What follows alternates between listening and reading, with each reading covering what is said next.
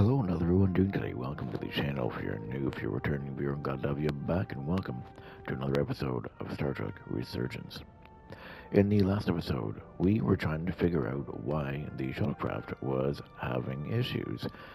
My guess is that it's probably the storm, because we checked the warp nacelles and the other person checked out the sensors and stuff, and everything seemed to be in working order perfectly fine. So my guess is it has to do with the storm. On the other side, with the negotiations, it could have went smoother, to be honest. It wasn't terrible, but it could have gone better. And we were definitely put in a terrible spot when we were asked, should the Hotari have the mines or should the Elydians have the mines? Definitely put us in a difficult spot. And I really thought that the captain was going to be really mad with our decision. But when we came out of the chambers, it seemed like he wasn't mad at us at all, which kind of surprised me. Which brings us to today's episode. It seems like we have to walk around and talk with the locals and kind of feel out each group and see how they are. So, let's grab our drinks, grab our snacks, and let's get into this.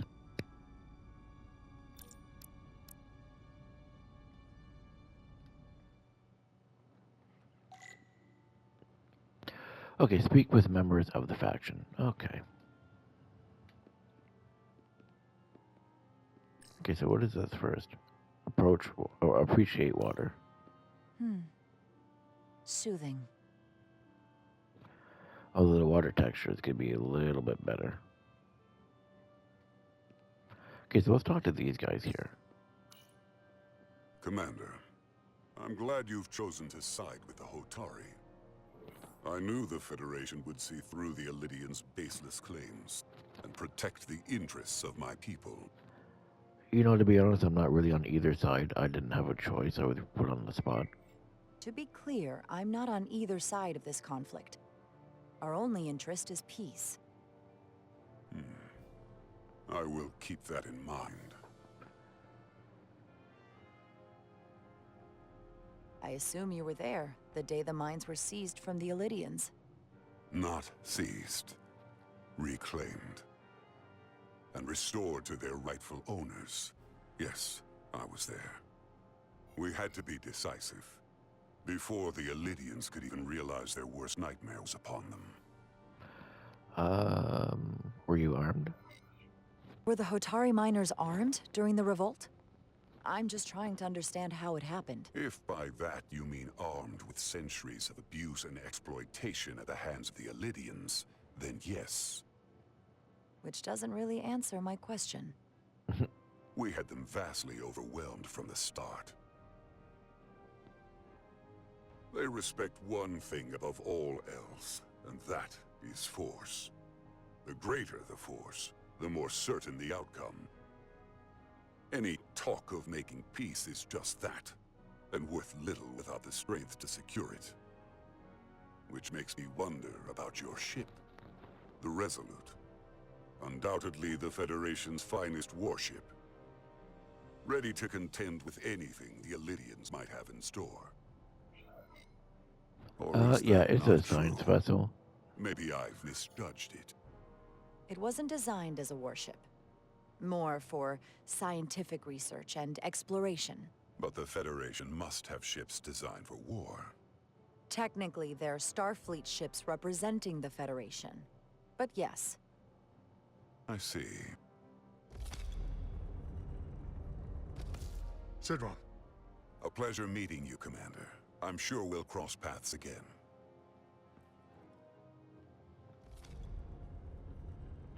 Okay, so let's go over here. We'll talk to these guys first.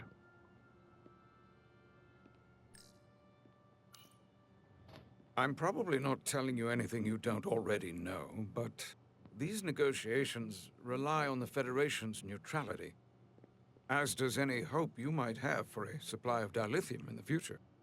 So, why you would choose to side with the Hotari escapes me. Without Elydian involvement, there is no dilithium trade. Clearly, you weren't aware. We remain neutral. Again, we were put on the spot. We are and will remain completely neutral. Our only interest is the peaceful resolution to this conflict. As is ours. Of course, the question is, at what price? Major Salit Arminta, Special Attaché, Elydian Armed Forces. Pleasure to meet you, Commander.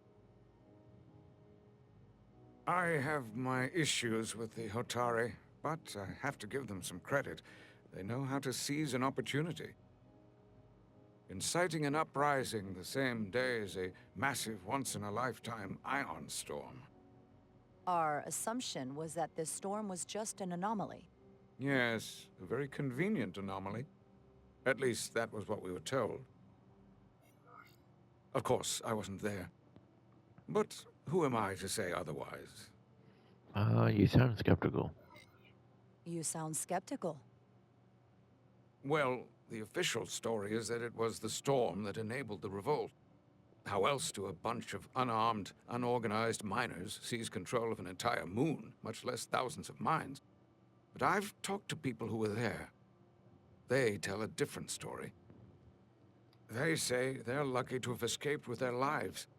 That it was more than just the storm. That somehow the miners were able to harness the energy from the storm. I know it sounds crazy. I'm not even sure I believe it myself. But that's what they said. Well, you said they were primitive. That's impossible. That helps explain it. Well, yeah, I guess they said they were primitive. They didn't have any weapons or anything like that, so... You said the Hotari were primitive. Well, they are. Except for the part about weaponizing ion storms. If you'll excuse me, Commander Ryder.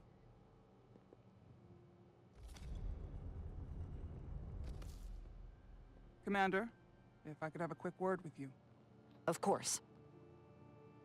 I'm encouraged to see the Federation supporting my people. I'm afraid of what might happen without your help. You can thank Ambassador Spock. If anyone deserves thanks, it's Ambassador Spock. No one is more invested in negotiating a peaceful settlement to this conflict than he is. I'm so glad. We need his help before the situation escalates further than it already has. It's been very trying. I saw you speaking with the Elydian. I'm sure they're painting themselves as the victims. The Elydians are under the impression the Hotari are somehow the cause of the ion storm. Which I'm sure they attribute to our lack of experience or sheer inferiority. But we are as much the victims of this horrific storm as they are. For the first time in our history, the Hotari have the upper hand. We see ourselves as strong instead of downtrodden. New voices have risen up. Old voices shouted down. Galvin and Sidron have become national heroes. Now they have the Queen's ear. Better or worse, depending on your perspective. You don't trust them? I get the sense you don't exactly trust them. They're miners, not diplomats. I don't trust their instincts, which are leading us to war. My fear has been that the Elydians will launch an attack and crush us. You've seen their starship, no doubt. They could have retaken the mines whenever they wanted to, but it never happened. And as strange as this may sound, I'd almost say they're afraid. I just don't know what they're afraid of. It's still the same bluster and bravado you would expect from them. Maybe they're afraid of the storm? Like they're afraid of what might happen. Do you think it has something to do with the ion storm? Right now, it's stronger than ever, isn't it? It's entirely possible. I'm not a scientist, but I do know the storm has knocked out all kinds of systems. So maybe the Elydians weren't willing to risk their ships, given all the interference.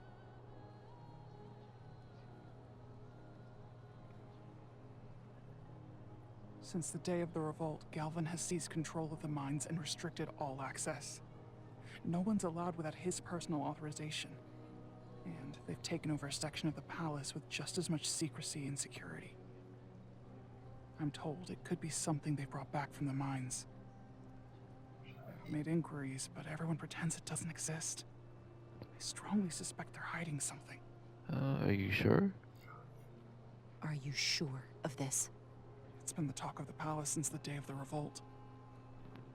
How can we know?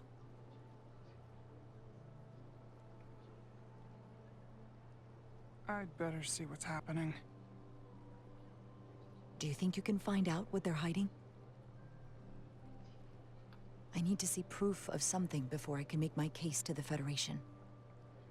I can try, but even if I found it, I might not know what to make of it. Take this. You can use it to capture whatever you find, and then send it to me.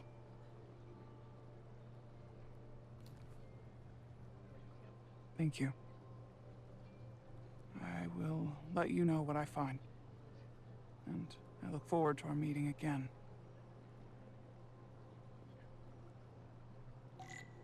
So I kind of like how she seems to be like the most level-headed out of all of them.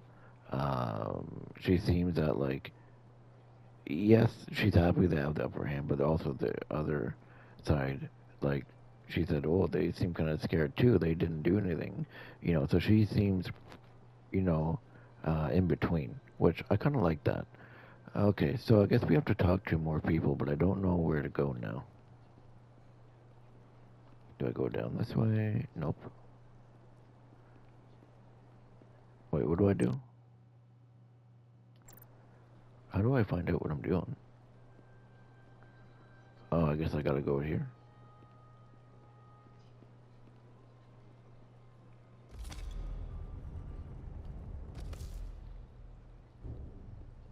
Well, that was a disaster. What happened? The Hotari refused to concede anything, so the Elydians stormed out. The Hotari did not invite us here as peacekeepers. I hope your efforts were more fruitful than ours.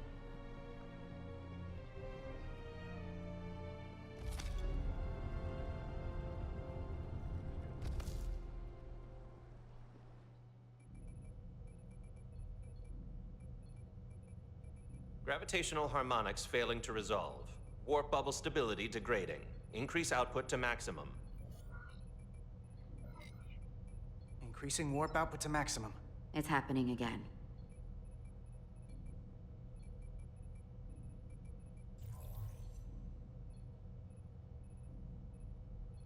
It is evident that presently, the Resolute cannot achieve warp propulsion. Since our diagnostics rule out any problems with our warp systems or anything about the ship, the problem appears to be the fabric of space itself. Space itself? You're saying something about this region of space prevents warp travel? Prevents it, or can't sustain it. However improbable, that appears to be the case. We need to know more. Otherwise, it'll be an We still extended have stay our in the impulse Hotari engines, system. though, right? So we could, but it could also might be the storm. I think it might be the storm. The storm didn't stop us from leaving space dock and traveling here. But could it still be causing this interference with warp travel? We must follow sound investigatory principles. Do not let an assumed conclusion drive your analysis. Sometimes we need a little inspired thinking, Mr. Chovak. Captain Solano is on his way back from the negotiations, and I want to have some answers for him when he gets here. Indeed. Given the facts at hand, we may be able to deploy subspace probes around the ship to construct a clearer picture of the phenomenon. Around the ship. I'll prep a shuttle. Okay.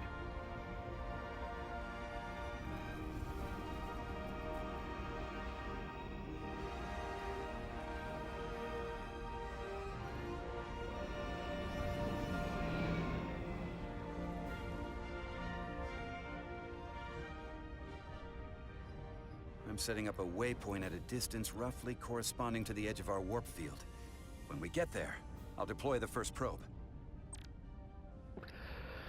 Okay, I see L or R2 to fly forward, L2 backwards, and okay, the storm will push your shuttle around. Stay focused. Okay, well, that's cool.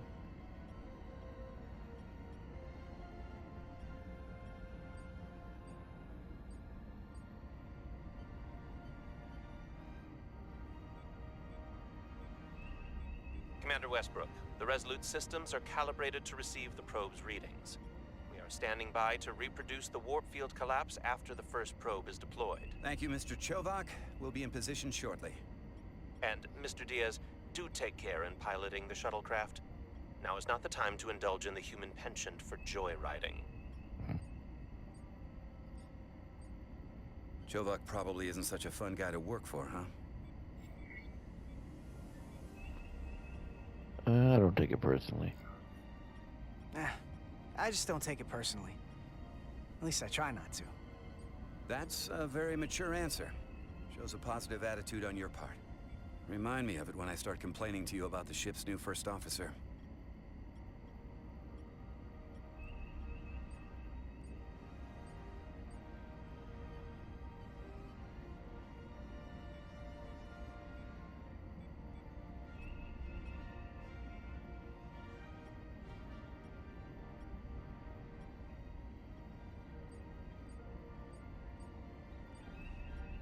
This is far enough.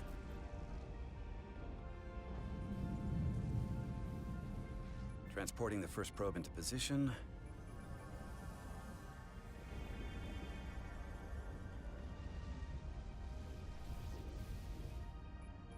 Westbrook here. The first probe is deployed. Understood. We are reading it. We are about to replay the simulation.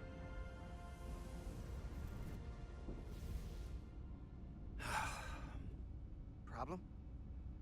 Don't get me wrong. Things are definitely trending up with Commander Rydek. She's put my ideas into action. And she listened to me when your life was on the line out on the hull. That sounds like a good thing. It is. But I'm still trying to figure out if she's right for the job. She didn't go through what the rest of us did. Still got chosen to be #1. Well, Can't tell if she was actually siding with me, or if we just fell on the same side. Don't hold that against her. Yeah, but she's lucky she didn't go through what we did. You can't hold it against her. Actually, I think I can, even if I shouldn't. Test is running. Warp field collapse in 3, 2, 1, mark.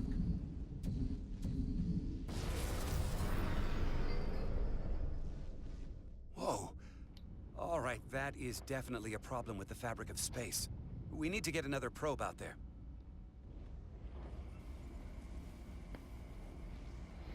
With 2 points of data, the Resolute and the probe, we've managed to get an interference pattern. I'm setting a waypoint to a particularly strong area of interference. We'll deploy the second probe there. Okay. How about we don't run into a... Listen, I'm gonna give you a piece of advice I wish someone had given me. Make sure you're never just one thing.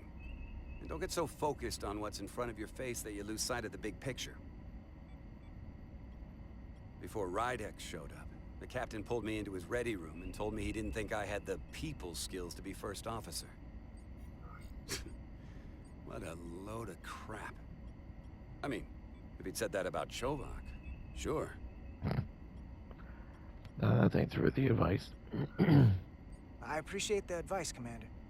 I'll make sure I keep my options open. I don't need to tell you how to operate. You're already well on your way. You're a capable engineer. You're good in the field. Keep up the good work, and who knows? A solid jack of all departments like you could be Commander-in-Chief of Starfleet one day. Hell, Admiral Jellicoe started as a shuttle pilot. Oh, And there are shit, places that's to not go in bad. the enlisted ranks, too. Of course, if you get an officer's commission, they'll put you on another ship.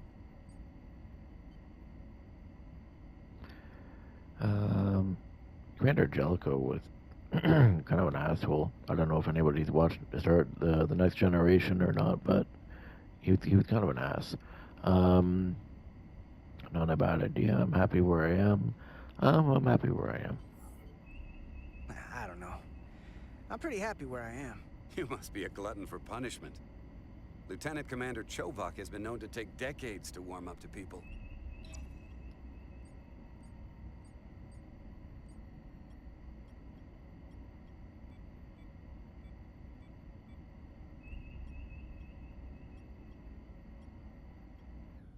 Here. This is close enough. Stop the engines. Deploying the probe. Westbrook to Commander Chovak. We're ready for another sampling of data. Very good. Running the simulation again. Warp field collapse in 3, 2, 1. Mark. There it is again. I saw it. It seems to be directional. Well, what about the scans? Anything?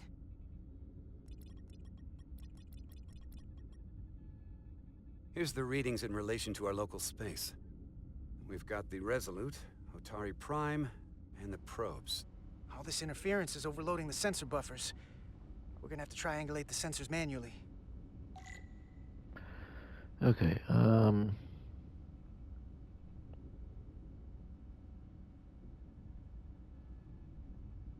there's one. We'll just go like this, go Got up something. like this. Oh, there's These something else. markers indicate peaks in the gravimetric interference patterns. Let's see if I can find some more.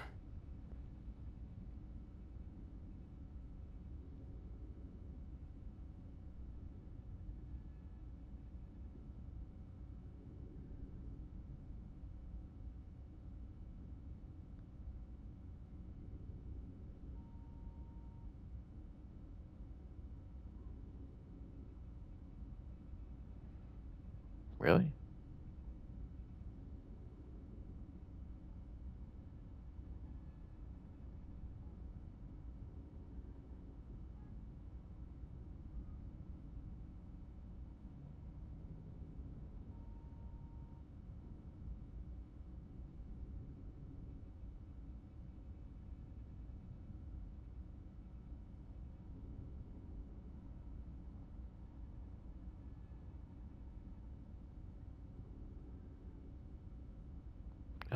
Okay.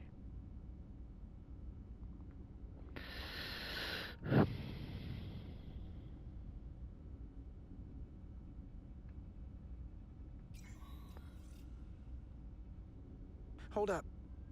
This is coming from the moon, A beam that blocks warp travel. aimed right at us. Someone is doing this intentionally. I don't know how they're doing it. This is like nothing I've ever seen. Well, why would they do that? Why would they be doing this? We came here to help these people. And now we're getting hit by some warp-killing weapon? Now, look here. It's current readings of the ion storm. These concentrations... they line up with the interference pattern. The storm and this beam, they're coming from the same place. Carter, whatever petty local conflict brought us here, it's just a small part of something much bigger. Well then. Presently, we don't have an explanation for how they're doing this. But one thing is clear. This is no fluke. Thank you, Mr. Westbrook. I want a full briefing when I'm back on board. Solano out. A targeted weapon that inhibits warp travel. Coming from the moon Tau.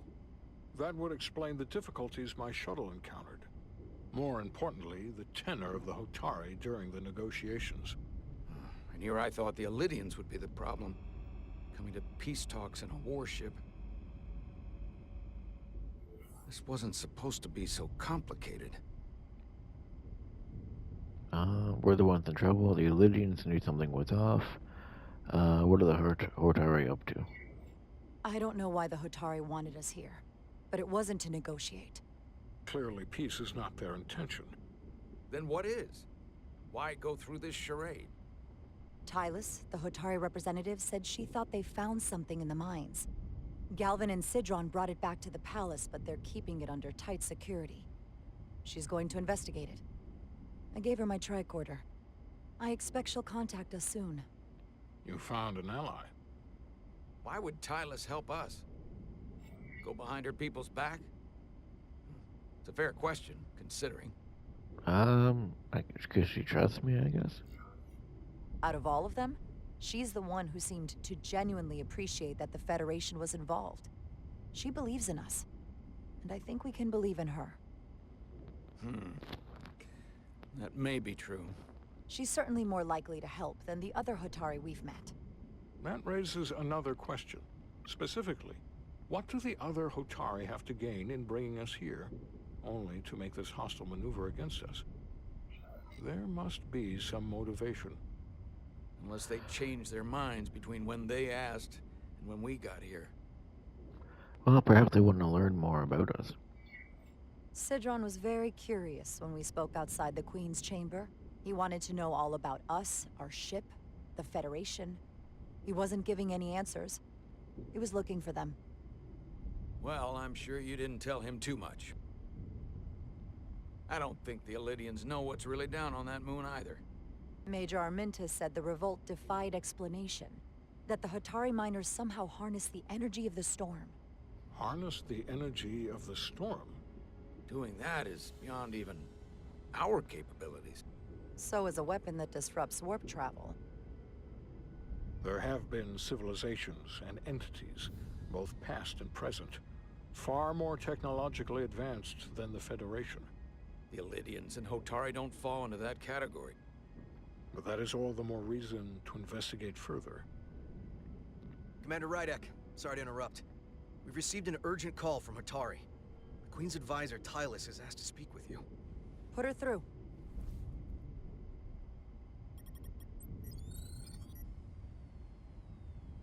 Galvin and Sidron are still with the Queen. I've enlisted help to gain access to the room they have under guard. I don't have much time. I'm not supposed to leave my post. It's only for a moment. I so appreciate your help.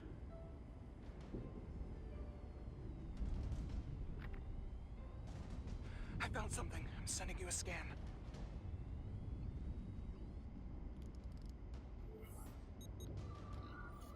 Got it. Tylus, if we needed to gain access to the mines on Tau, is that something you could help us with? I suppose it wouldn't be easy, but I have to go. Tylus. Can we reconnect? Sorry, Captain. We've lost all contact. We can only hope she escaped without harm. It was hard to tell. I got her into this mess. We have to help her. She knows. Well, I guess we have to help her. We have to help her. Send another shuttle. We're not or maybe... doing anything yet. Not until we know more. Let's see the scan of whatever the hell that was.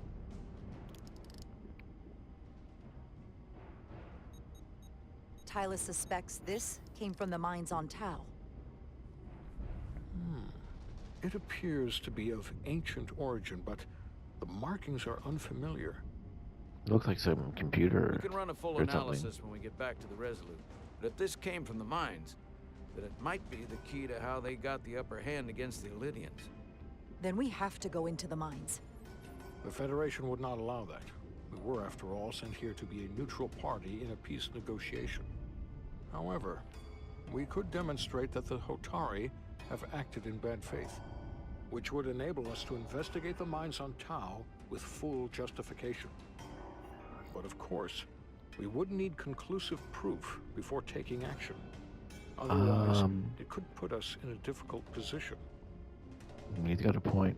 Well, we don't want to do Federation, doesn't have to know, because that could backfire. We have to defend ourselves. That could be bad too. Let's just go with this artifact as proof. Whatever this artifact is may be proof enough. At least to satisfy the Federation. Especially if we can show the Hotari are controlling the warp disruption. And targeting the Resolute. We may have a better understanding once we analyze the device. But a mission to the mines, covert or otherwise, is not out of the question. And I will handle the Federation. Nice. Okay. So, we are going to end the episode right here. Interesting things going on. We found out that the Hotari are the ones behind everything right now. That's quite interesting. If you did like today's episode, feel free to leave a like, comment, subscribe, all that fun kind of stuff. And I will see you guys in the next episode of Star Trek Resurgence.